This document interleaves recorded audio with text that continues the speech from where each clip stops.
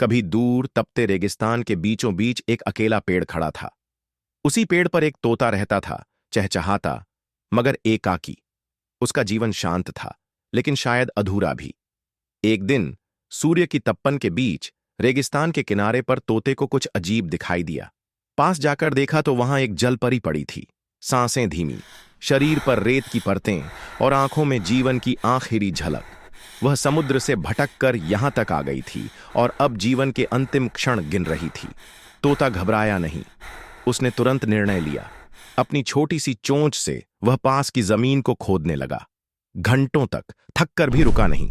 अंततः उसने एक छोटा गड्ढा बना डाला, फिर दूर दूर से उड़ उड़ कर पानी लाता रहा, जब तक वह गड्ढा एक छोटा सा तालाब न बन गया। वह जलपरी को उस जल में ले गया। जल का स्पर्श पाते ही जलपरी की आंखों में चमक लौट आई। वह मुस्कुराई, तोता भी मुस्कुराया।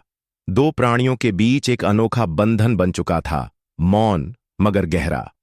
समय बीतता गया। तोता और जलपरी एक दूसरे के सबसे अच्छे मित्र बन गए। लेकिन एक दिन जब तोता लकड़ी के कुछ टुकड़े काटने में व्यस्त था, आकाश से एक विशाल बांध झपटा। वह जलपरी को उठाकर उड़ गया। तोता कुछ कर नहीं पाया, बस पंख फैलाए दौड़ता रहा और थककर वहीं बैठ गया। उसकी आंखों से आंसू बह निकले, लेकिन वे सिर्फ जलपरी के लिए नहीं थे। वे इस कठोर संसार के लिए भी थे, जहां अच्छाई अक्सर अकेली पड़ जाती है। कहानी यहीं खत्म नहीं होती।